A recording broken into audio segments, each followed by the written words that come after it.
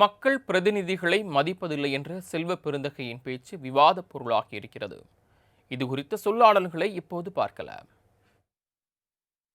ஒரு மக்கள் பிரதிநிதிகிட்ட சேர்மனுக்கு தெரியல, மந்திரிக்கு தெரியல, எம்எல்ஏனுக்கும் தெரியல, எம்பிக்கும் தெரியல, நீங்களே திறந்து விடுறீங்கன்னு வந்து சார் இது இதெல்லாம் தப்பு இல்லை. இது சொல்லணும்ல. இது நீங்களே மக்கள் பிரதிநிதி ஆகிட்டா பிறகு கவர்மெண்ட் அதிகாரிகளை கவர்மெண்ட் ரன் பண்ணிடலாமே.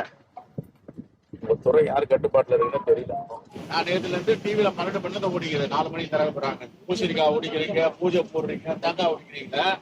மக்கள் பிரதிநிதிக்கு ஒரு சேர்மன் இருக்காரு, இங்க ஒரு ஒன்றிய செயலாளர் இருக்காரு, ஒரு எம்எல்ஏ எம்பி இருக்காங்க. ஒரு வார்த்தை சொன்னா என்ன கெட்டு போயிடும் உங்களுக்கு. அவ்வளவு பிரஸ்டேஜ்.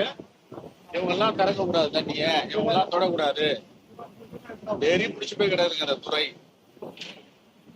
ஒரு அயோக்கிய பேங்க் பொதுப்பணி தலைவர் உட்காந்துருக்கான். செல்வ பெருந்தகை போன்ற ஒரு அரசியல் கட்சி தலைவர் இப்படி சொன்னதுக்காக நான் வருத்தப்படுறேன். பொதுவாக உண்மை என்ன தெரிஞ்சு பேசணும். பருவமழை மூடி மறுபடியும் பருவ துவக்கப்பட நேரத்தில் மேட்டூர் டேம் திறந்து நிரம்பி இருந்தால்தான் சீஃப் மினிஸ்டர் வந்து திறப்பார். அந்த ஒன்றை தான் நாங்கள் திறப்பாங்க, மேலே லோக்கல் திறப்பாங்க. இது மாதிரி சின்ன சின்ன இதெல்லாம் ஆற்று குறுக்கு மேலே கட்டியிருந்தா பண்ண மாட்டாங்க.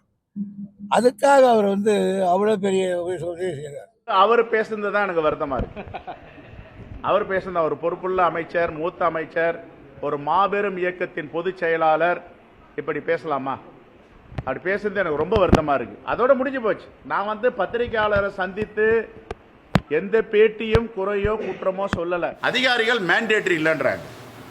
அதெல்லாம் எம்எல்ஏ கிட்ட எம்பி கிட்டலாம் சொல்ல வேண்டிய மேண்டேட்டரி இல்லைன்னு ஆங்கில பத்திரிகைக்கு பேட்டி கொடுக்குறாங்க. கொடுக்கலாமா? அது மாதிரி எது மேண்டேட்டரி இல்லை?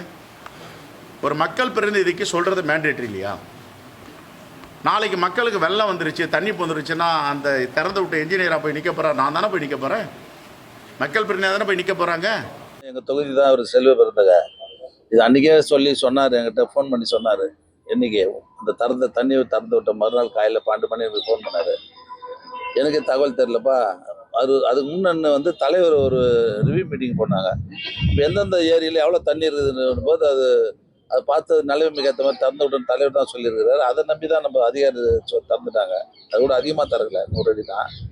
அது நான் சொன்னேன், அது ஒன்றும் பெரிய விவகாரம் இல்லை, எனக்கே தெரியல அப்படின்னு சொல்லி சொன்னேன். அதில் இதுவாகிடுச்சு. அது ஒன்றும் பிரச்சனை இல்லை.